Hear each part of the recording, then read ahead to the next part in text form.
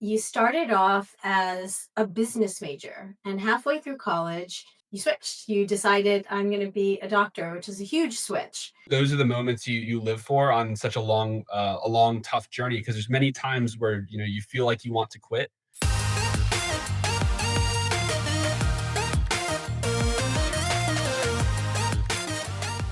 Hello, and welcome to the Med School Years podcast. I'm Dina, here along with my colleague Carlos. Hello. And today we will be interviewing Alex, who is entering M2 at Florida Atlantic University Schmidt School of Medicine, correct? That's right. We're really excited to have you here today. We have so many questions for you. So thank you for joining us. Well, thank you for having me on. This has been a long time coming, and I'm really excited for our discussion today. Yeah. Alex, you and I did some mock interviews together. That's originally how we were kind of like introduced while you were applying to medical school. And I remember you really emphasizing how important it was for you to go to school in Florida. You're a Florida resident and you'd gone to college in South Carolina. What was that like when you got the call that you got the yes from FAU, which was your top choice, by the way? Yeah, so that was a very vivid experience for me. I remember it was May 17th of 2024, so it was obviously in the waitlist Okay. period. So during that time, for May 1st, when the schools start calling off the wait list, you're checking your email frantically. Anytime your phone buzzes in your pocket, you're hoping it's a school. And I was fortunate enough to had already earned an acceptance earlier in the month. So I knew I was going to medical school starting in the fall anyway. So that was just also really exciting and a big relief off the shoulders after, a long application cycle year and kind of being in limbo of whether or not to reapply.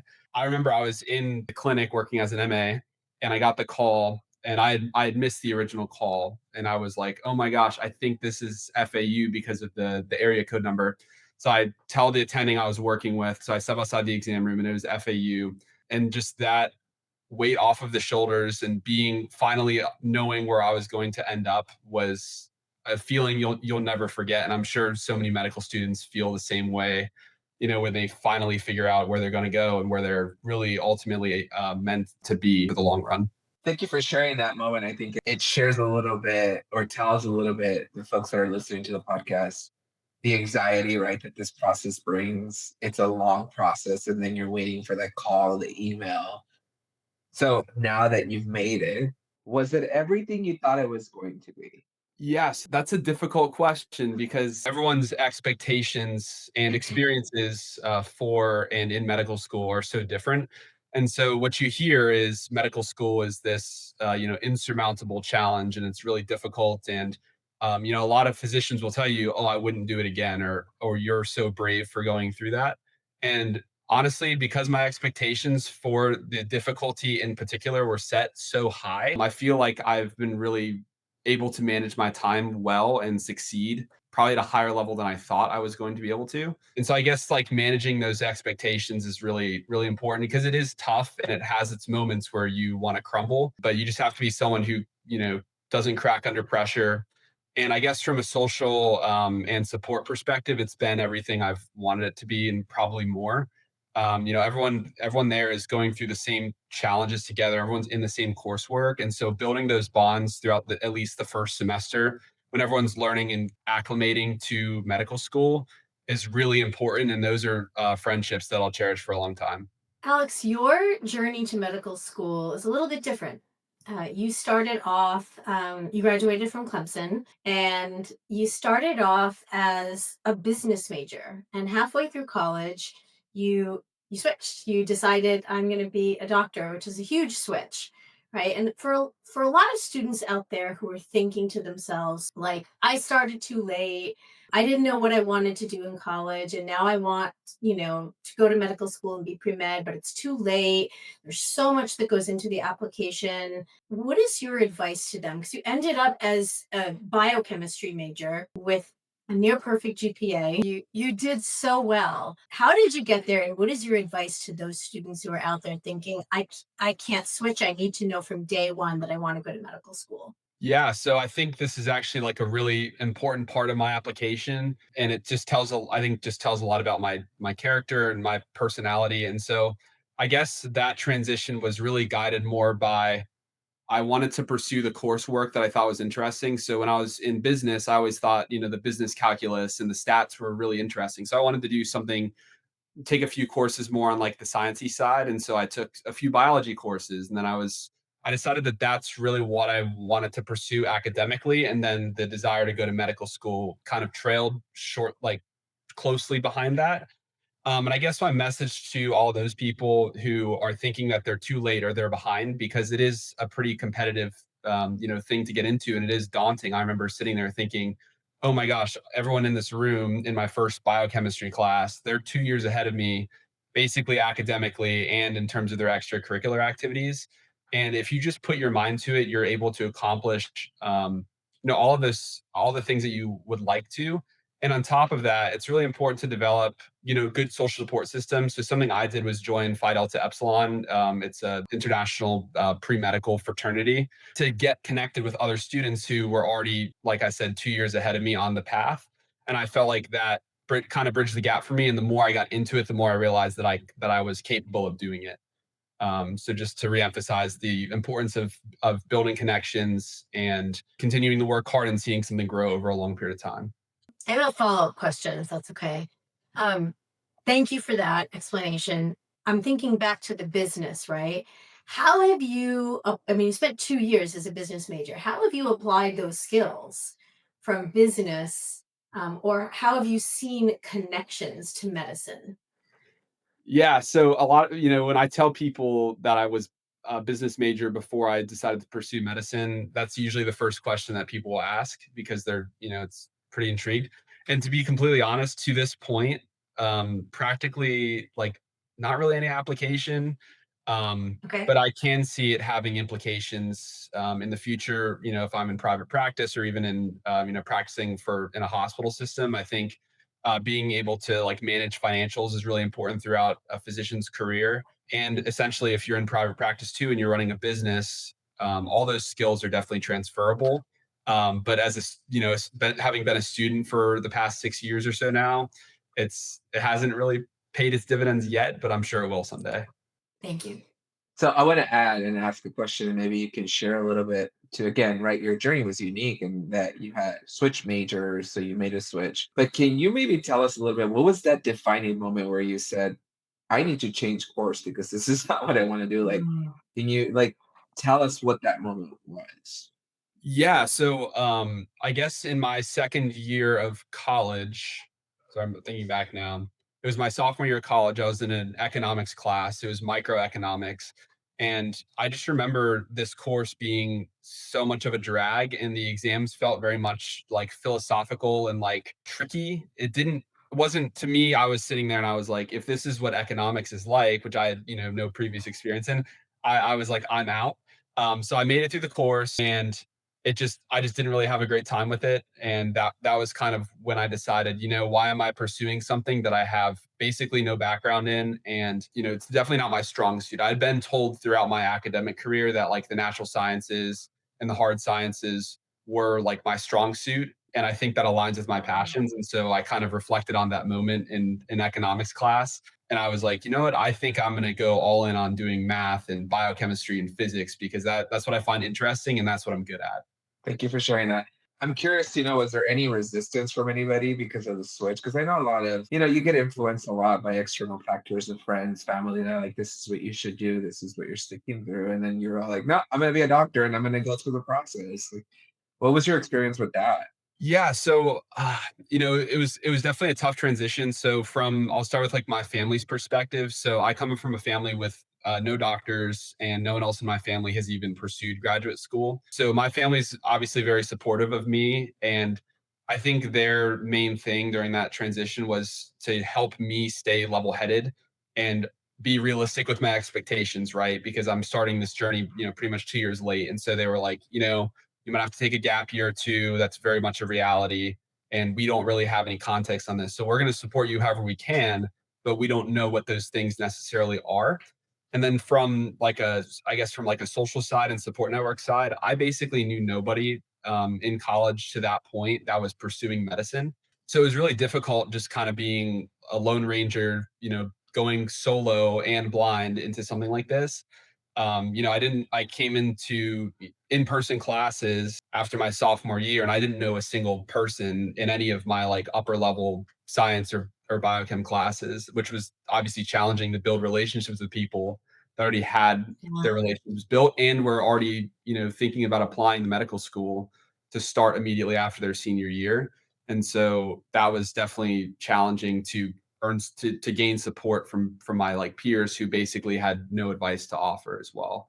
Thank you for that. You mentioned something about your gap year, and I want to talk a little bit about how you spent that gap year. You dove right in getting patient experience. You were a med assistant and a scribe at Vascular Specialists of Central Florida. Talk to me a little bit about what that was like to gain, patient experience firsthand.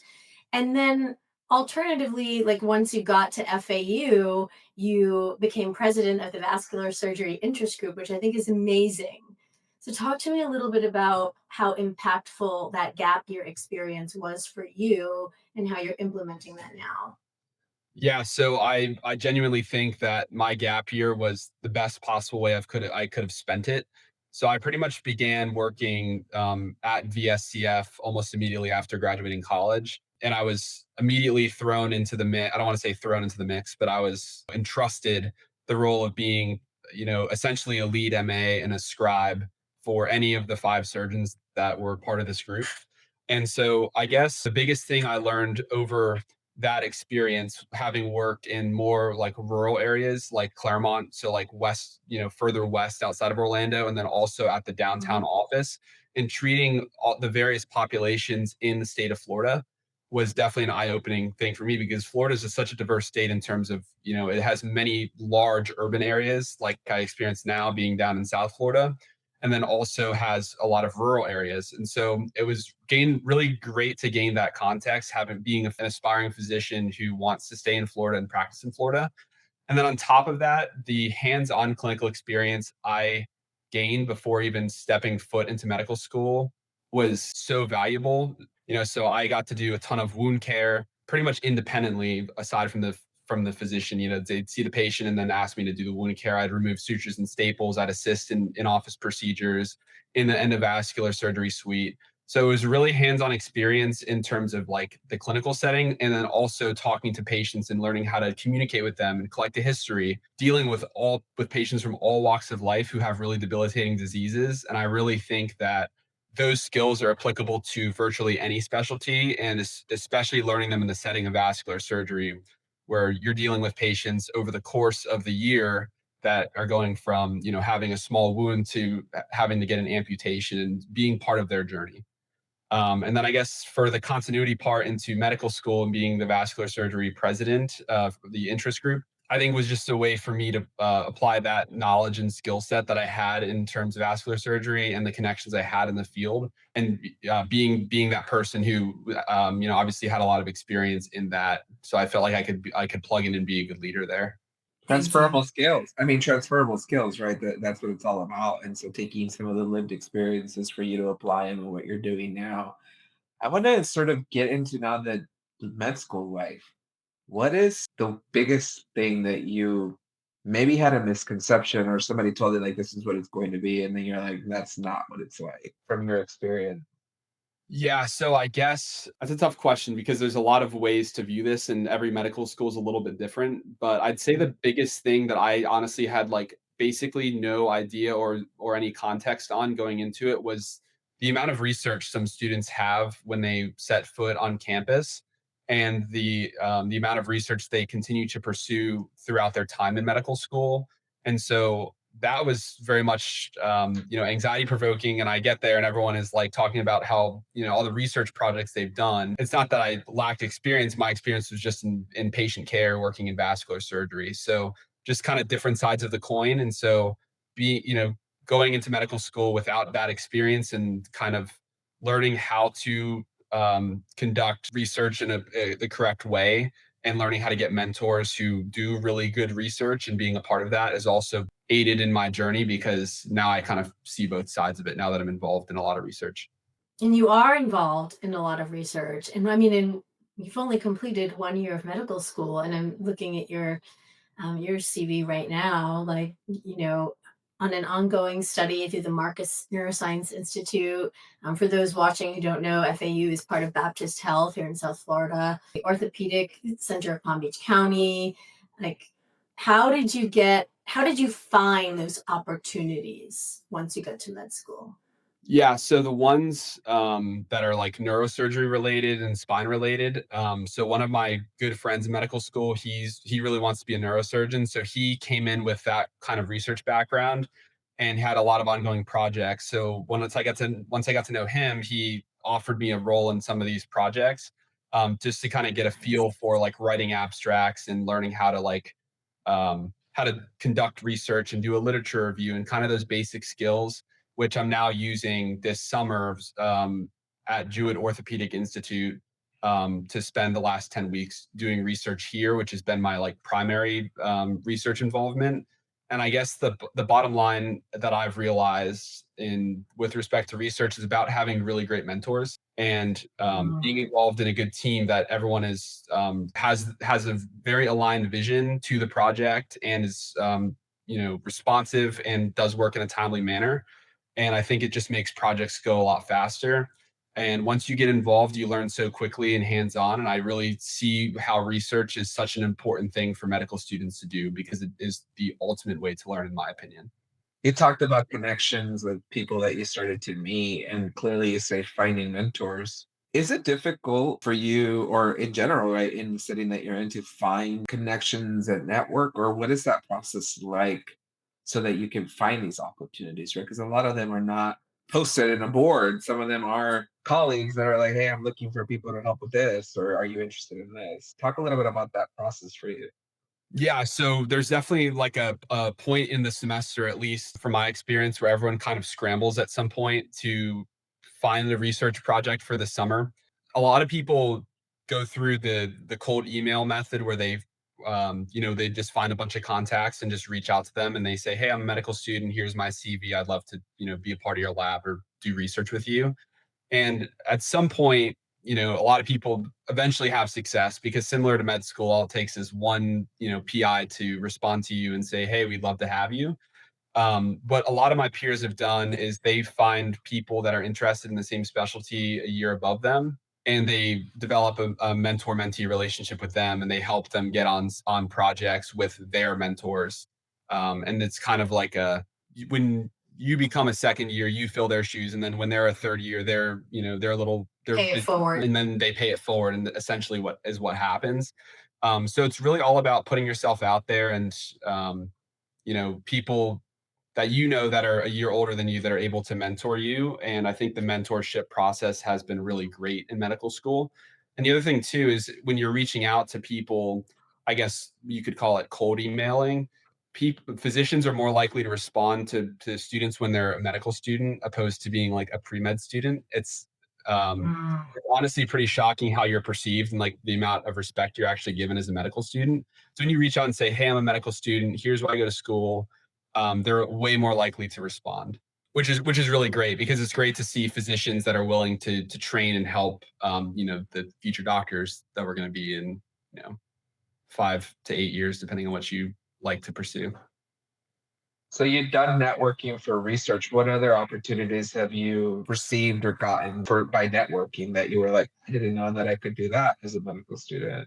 That's kind of a tough question. I guess like the primary thing has been like networking for research.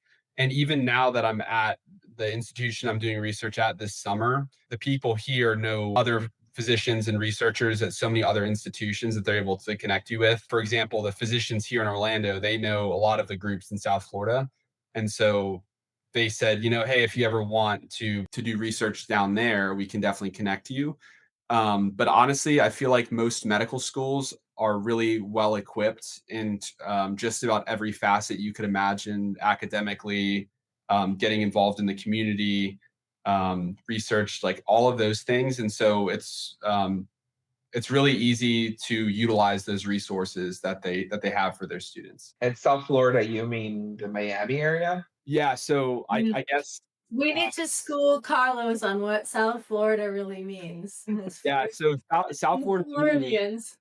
as a non-South Floridian, as an Orlando person, it's pretty much the stretch from like Jupiter when you like get off the turnpike and get on 95 all the way down to like Homestead, which is like the last part of Miami, pretty much.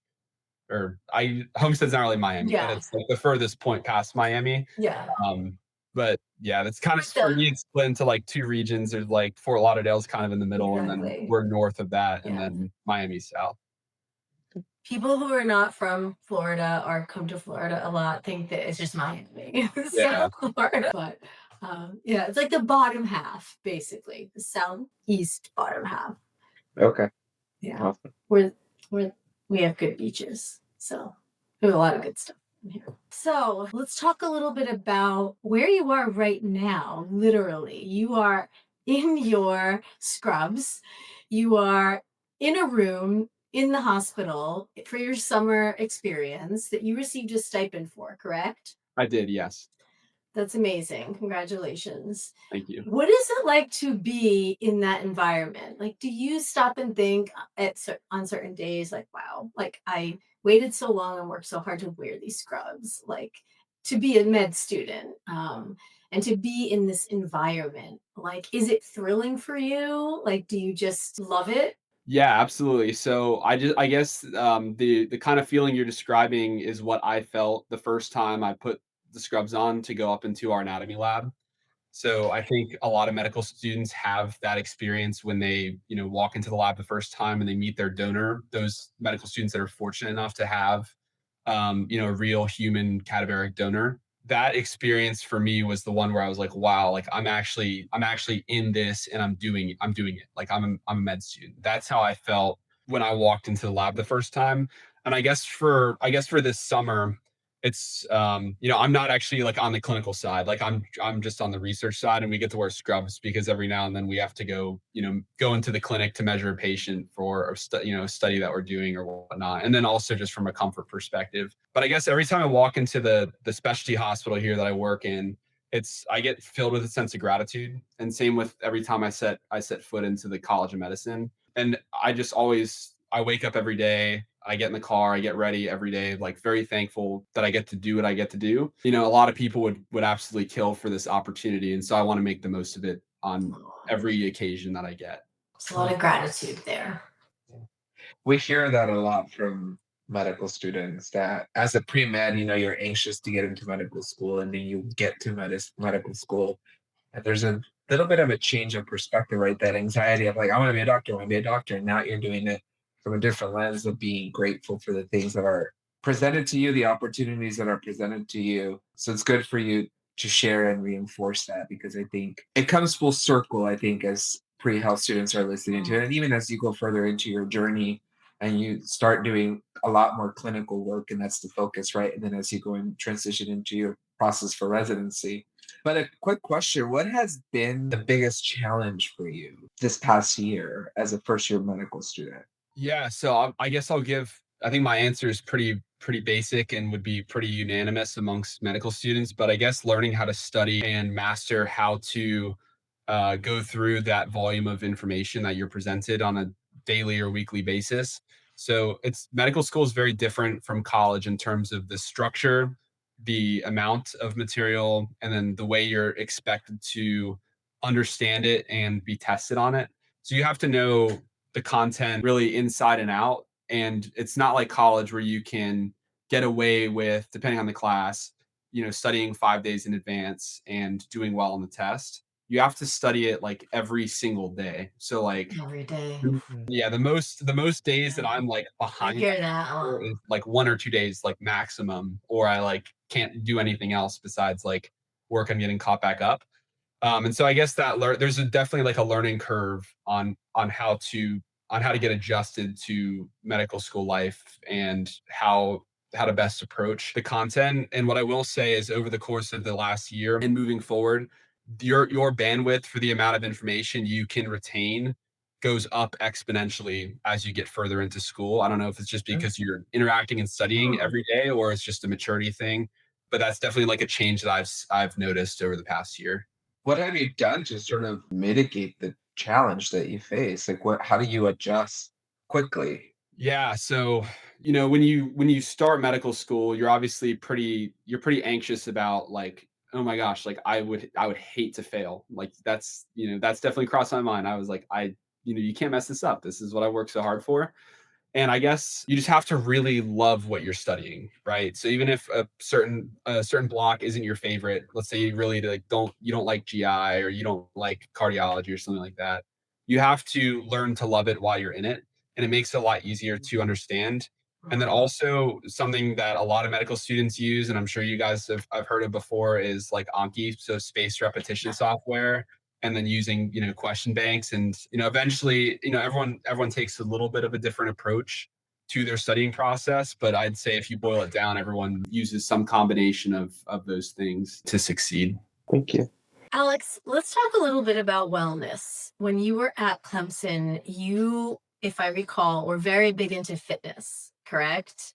And I think we even had practiced some interview questions about maintaining your wellness in college, right? And how important that was for you to basically, just have an escape from everyday life. How have you maintained your wellness in medical school? I mean, it's definitely not difficult here in like this area to find beautiful areas in the beach, and it's a very pretty environment, even just to go out for a walk and see palm trees. So you're lucky you're in an environment that I think fosters wellness. How have you personally maintained your wellness in med school? Yeah, so this is not an advertisement for FAU and our medical school, but I would call it the closest thing you could to a destination medical school. So I live about a Got mile from it. the beach. So I go to the beach pretty That's frequently. nice. My friends like to go to the beach. It's definitely like an amazing escape to, be able to spend time outside or in the ocean or even just by the ocean. And then I guess more from like a wellness perspective. So I've been very much into fitness for a long time. I don't even consider fitness like a hobby of mine. It's just like a way of life. So if I Mhm. don't work out for the upper end of 2 to 3 days, I can't sit still. I get like this sounds bad, but I get like anxious. I have to go like move. And so I guess it's just kind of like part of who I am. But I guess fitness has been like a really important part of my life for a long time, and it just keeps me like mentally sharp. Obviously, like physically sharp as well. It's important to feel good because if you look good and you feel good, you're gonna play good or you're gonna succeed on the test and in school. And so it's just a lot. It's a really great way to take some time every day to yourself in order to fuel yourself to perform at your highest level. Does the college provide the opportunity or the structure for you to detach, or is it more of you have to plan it on your own to be able to fit the things that you like within your schedule? Because I know there's some schools that are structured to give you enough time, right, to both study and also Mm. figure out what you need to do for your own well-being and your own personal life. What is the schedule like there? Yeah, so I really appreciate our school schedule. I'd say it's very much very generous, like the amount of time they give us that are just, independent study time. So typically, like every day, there's 2 hours of lecture in the morning. So from 8 to 10, they're recorded, they're not mandatory. So you can watch them back on your own time or attend in person. I've been an in-person lecture person pretty much the whole way. And then there's usually some component of like small groups. So a lot of medical schools will have what's called like IQ or like PBL, like problem based learning. And that's it. That's another great way to like reinforce the information that you're being taught in the lecture and like forces you to keep up with it. And then there's like, there's anatomy components, radiology components, clinical skill components. There's a class that's really like about like the art of being a doctor and the art of medicine. So I guess just balancing all of those things, the school makes it really very manageable in terms of like the amount of like in-person requirement. And the school does a lot of great things in terms of like student wellness and student engagement. So everyone's really close with each other. And my class is very small. There's only 80 of us. So everyone has their people and has their clique that they really get along with. I see, usually the same people with, their group frequently, but everyone knows everyone and everyone's very friendly and very supportive. And there's a lot that the school does for wellness in terms of like there's like a wellness committee and chair, and they have events very frequently. So whether that's like the field day that we have every June, or like a yogurt bar that they set up in the College of Medicine, or like breakfasts on exam days. Aw. So things like that that keep people engaged and keep people doing things outside of medicine and assisting them along the way. And I'd say the faculty buys into that culture a lot too. They're very generous, and very kind to the students in terms of providing us with like breakfast and like meditation before exams and like that sort of thing. Nice. That was actually going to be my next question, was about your class at FAU, seeing it's such a small class, right, with only 80 students. What surprised you the most when you got to medical school about the makeup of the class? Because we talk about this all the time with students, especially, I mean, you took a gap year, but especially students who are right out of college, who think like everybody like gap year means one gap year and that's it, and they don't realize that there are a lot of older students in medical school, and there are people who are from all different walks of life. So what was the one thing that surprised you the most about your class? Oh my gosh. I guess the thing that surprised me most in terms of like the entire class, and then I have some other comments about like my class in general that they're all great things, obviously.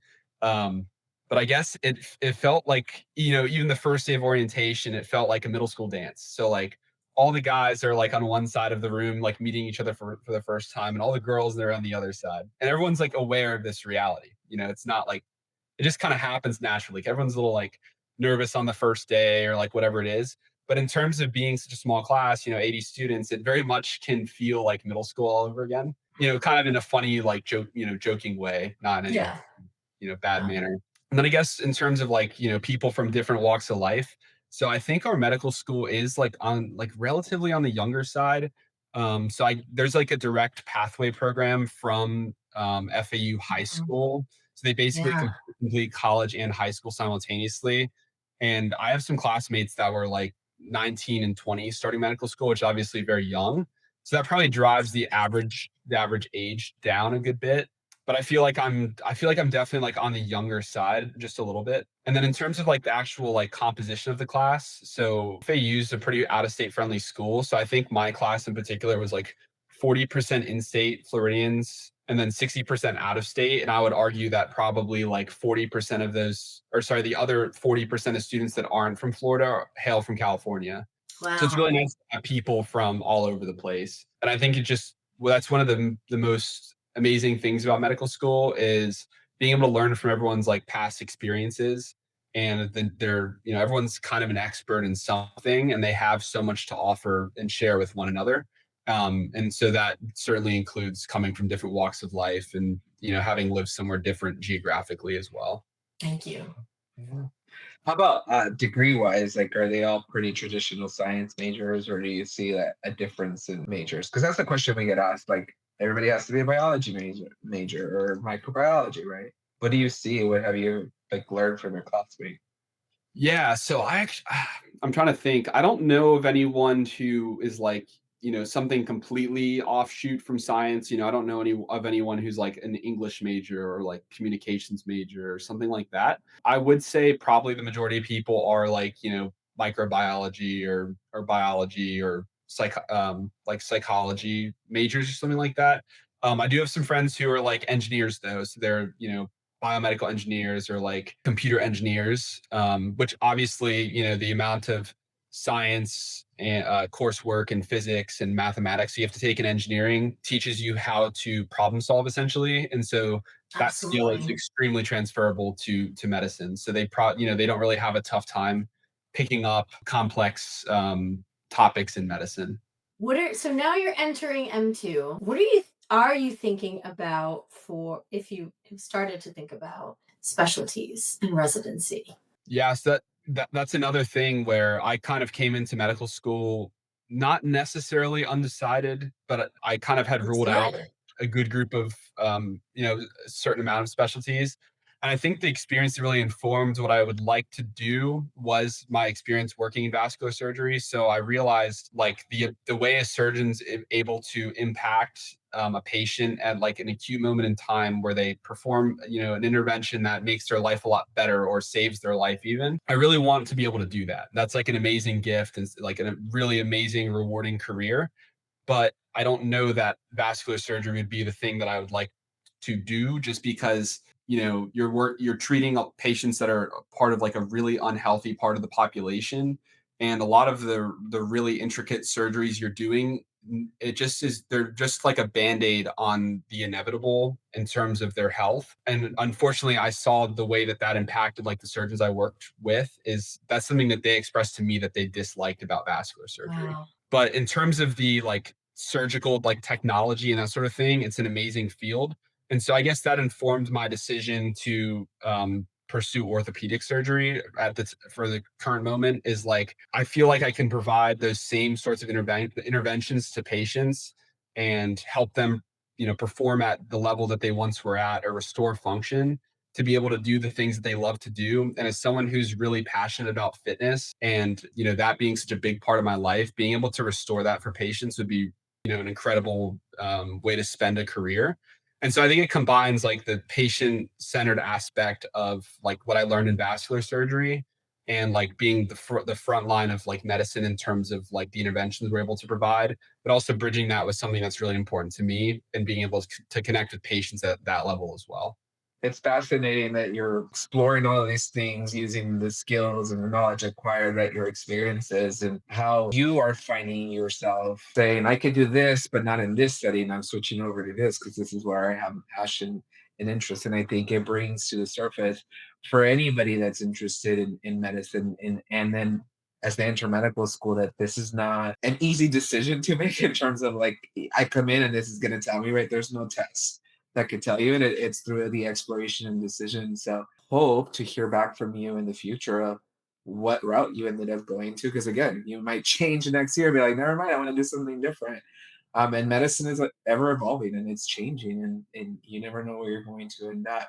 But as we wrap up your time with you, I like to end with maybe a moment of reflection. And what would be like a key takeaway, a nugget of information that you would share with any entering medical student or pre-health student in this journey? I know, again, it's a difficult journey. We've talked about it, right? It's a long process and you made it. But what is that one piece of information that you would share with anybody?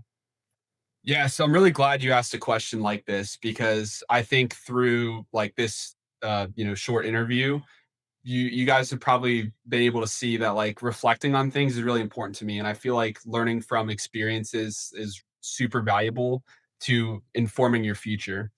And so I guess the one thing that I reflect back on is like the main piece of advice is it's really important to not worry about others, right? So it's easy to Mhm. get caught up and worry about what your peers are doing and forget your focus and your journey. It's your journey for a reason. It's not someone else's journey, and it's no one else's place to like impact your journey negatively just because you let them.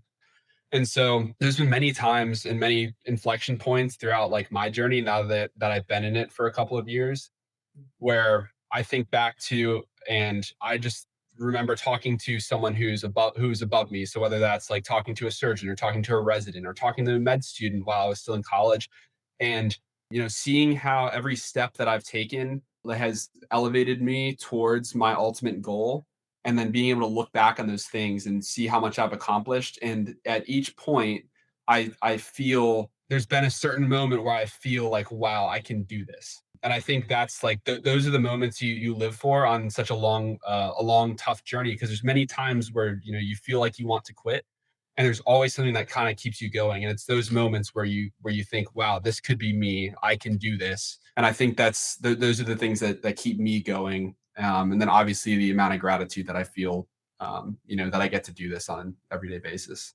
Thank you for sharing that. I think it, again, information for pre-health and for medical students, it's just that keep going. It's your journey. Thank you for that knowledge and that wisdom. We appreciate your time. We look forward to touching base with you in the future and seeing where you're at, what's going on. So we'll definitely keep in touch. But thank you for sharing your story, your journey, and we wish you the best this summer and next year and moving forward in med school.